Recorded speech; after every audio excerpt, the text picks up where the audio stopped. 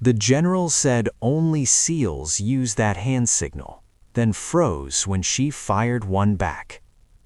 The room was silent. Not the comfortable kind of silence, but the kind that presses against your ears. High-ranking officers sat in neat rows, medals catching the light. At the front stood a general with decades of combat etched into his posture. This was a closed-door military evaluation, the kind where reputations were made or erased. And standing alone in the center of the room was her. She wasn't in ceremonial uniform, no ribbons, no spotlight, just standard fatigues and a calm expression that gave nothing away. To most in the room, she looked like support staff, maybe intelligence, maybe logistics, definitely not someone meant to be tested here. The general's eyes narrowed. He raised his hand and made a quick, sharp gesture. It was subtle, fast, almost invisible to anyone not trained to see it.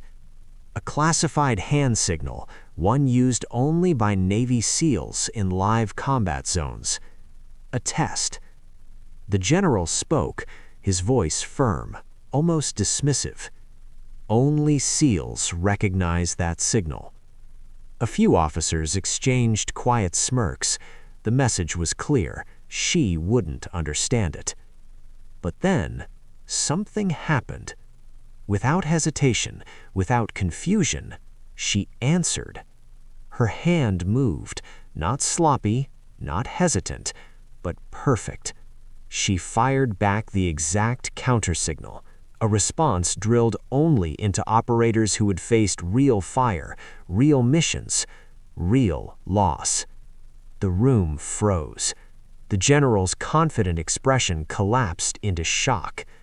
Because that response wasn't something you learned from manuals. It was something you learned in the field. And before anyone could speak, she reached down, picked up the rifle resting beside her chair, and chambered around with smooth, practiced precision.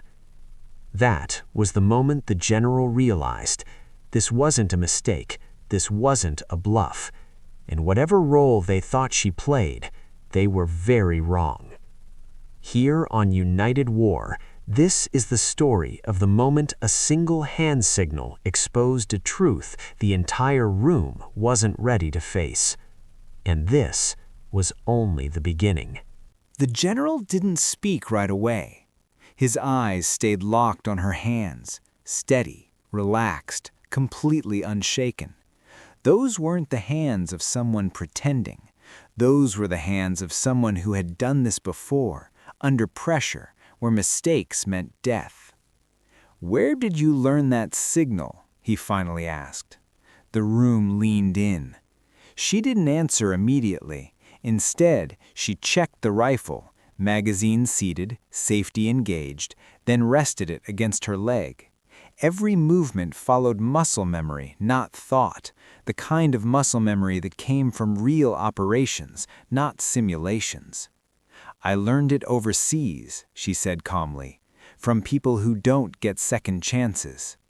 A murmur rippled through the officers. The general's jaw tightened.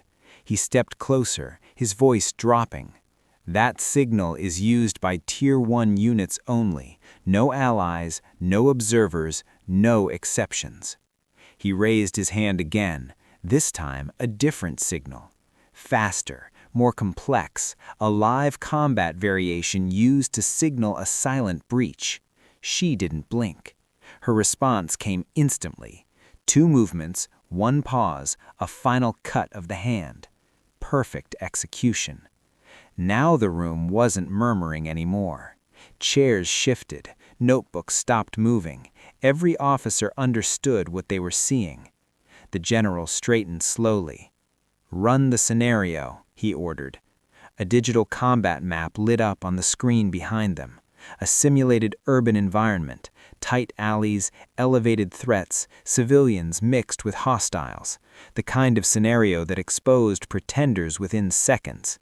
"She leads," the general said. A few heads snapped up. "Leads?" She stepped forward without objection, No ego, no explanation, just acceptance, like leadership was something she was used to carrying, not something she needed to prove. The countdown began. Targets appeared, routes closed, unexpected threats popped onto the screen. She started issuing hand signals. Clear, efficient, silent. Every call she made anticipated danger before it happened.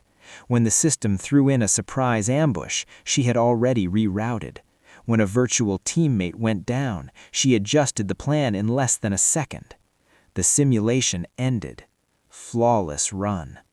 The general exhaled slowly. Because now there was no doubt left. She wasn't trained like a SEAL. She was trained with them, or possibly above them. And the question hanging in the air wasn't if she belonged there anymore. It was why no one knew her name. The general dismissed the room. One by one, officers stood and filed out, but none of them spoke. Their faces carried the same expression, confusion mixed with something close to disbelief. When the heavy doors shut, only 3 people remained: the general, a senior intelligence commander, and her. The air changed. "This evaluation isn't on the schedule," the general said slowly. "Neither are you." She met his gaze without challenge. "That's the point." The intelligence commander slid a thin black folder across the table. No markings, no insignia, the kind of folder that officially didn't exist. Inside were satellite images, after-action reports, mission timestamps that had been redacted to the bone. The general flipped through them and stopped. He recognized the operations. Rescue missions that were never acknowledged, raids that officially failed, yet somehow achieved impossible outcomes. Units extracted from kill zones where survival statistics read 0%. These missions, the general said quietly, were attributed to unknown assets. She nodded once. They were. He looked up sharply. "You were embedded with SEAL teams." "Yes." "Then why isn't your name in their records?" Her answer came without emotion, but it carried weight. "Because I wasn't meant to come back." Silence filled the room. She continued, voice steady. "The program I was part of didn't produce heroes. It produced deniable solutions. When things went wrong, we were erased." The intelligence commander finally spoke.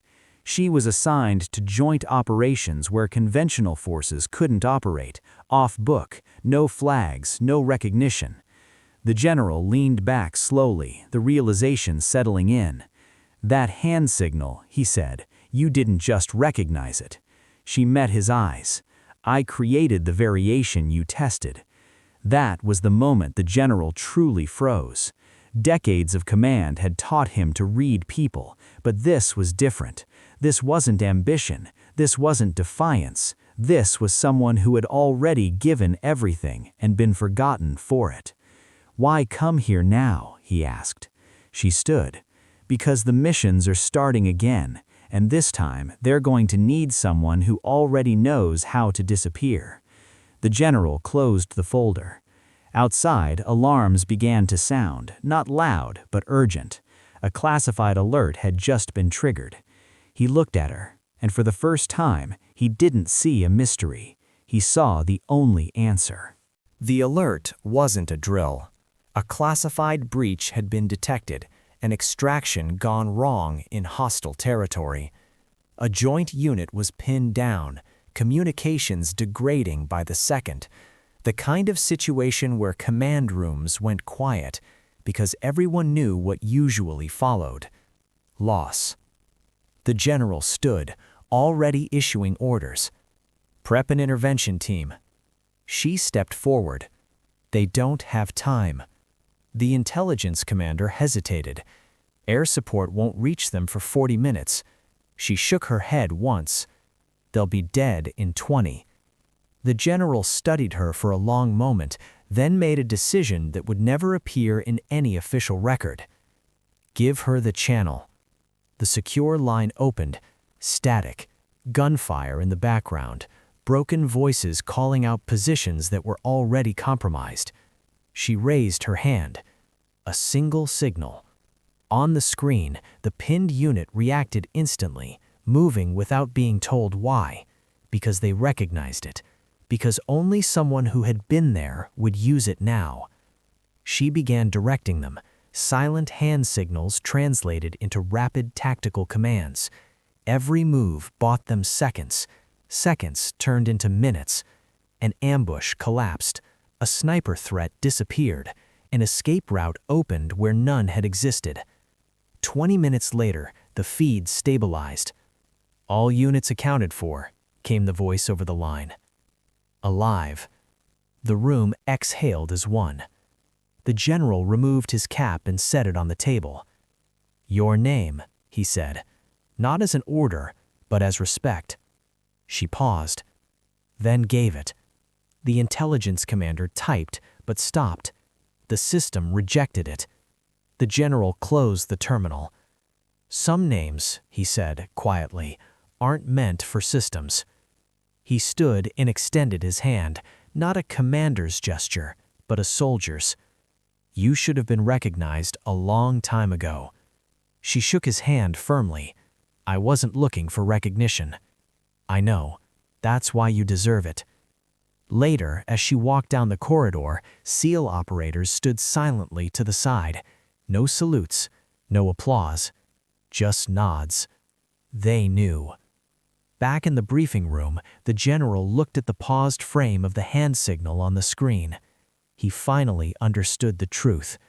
That day, it wasn't rank, or titles, or reputation that mattered. It was experience. And sometimes, the most dangerous operator in the room is the one no one ever saw coming. This is United War, where the untold stories of real warriors finally surface.